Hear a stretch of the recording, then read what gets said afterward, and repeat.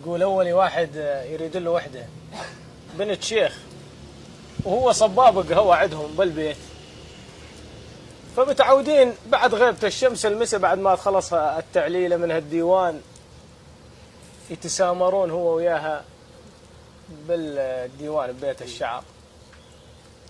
يوم من الأيام قاعدين ويتسولفون وخذاهم الوقت فقال لها قومي روحي هسه يجي ابوك ما ظل شيء على الفجر يطلع واريد اجهز القهوه. المهم ما قنعت، ظلت تسولف، حسوا انه جاي صوت جاء عليهم انه حدا جاي، اثار ابوها جاي على الديوان. ما عاد تعرف وين تروح، قامت تغطت معاه بالحاف تغبت جوا. ابعادته القهوتشي قبل طلعت الفجر يكون يحمس القهوه ويجهز بالقهوه. فات الشيخ على الديوان شاف القهوتشي نايم ومو لسه مو مجهز القهوه مو من عادته. قال والله ماني مقعده، اخاف انه مرضان او تعبان، خلوا نايم. ظل نايم وقعد هو بيت الشعر. مرحبا مرحبا، جاء ضيف قاعد مع الشيخ، الثاني الثالث، فوق 10 صاروا قاعدين مع الشيخ، وهذا نايم وحبيبته متغبية معاه بالحاف، ما عاد يعرف شو يريد يسوي. قالوا وش بيه فلان اليوم اشوفه نايم لا بيه قهوه ولا شيء؟ قال والله يمكنه مرضان. قالوا فلان ايش بيك ما بيك؟ طلع راسه وقال بيت ابو ذيه، قال تتن يحرق بدلالي سعالي، تتن يحرق بدلالي سعالي، غريب وما حد من اهلي سعالي. سكت.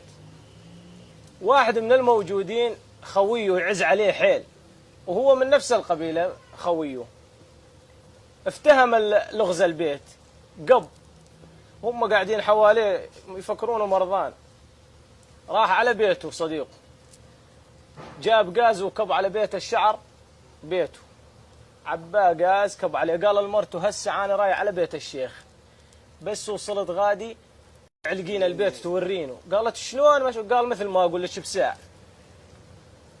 راح شافته فات وقعد، والدنيا صارت ضحويه.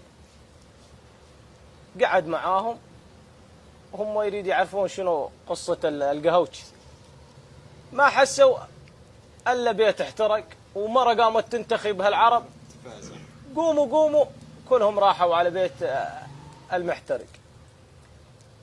وصلوا قاموا يطفون بهالنار، ما ظل حدا، قامت البنيه طلعت وراحت على اهلها وهو ظل على قعدته. رجعوا الحمد لله على السلامه، ما بشي ما بشي. ردوا وين؟ على القهوتش. قالوا يابا ترى تو قبل حرقت البيت قلت بيت ابو ذيه وما كملته، كمل لنا اياه هسه. قال خلاص راح نسوه. قال لا، واحد منهم الشيخ قال لا بالله لا تكملوا. وربيع رجع بعد ما طفوا البيت قال عيفوكم من هالبيت. قالوا لا بالله الا تكمل البيت.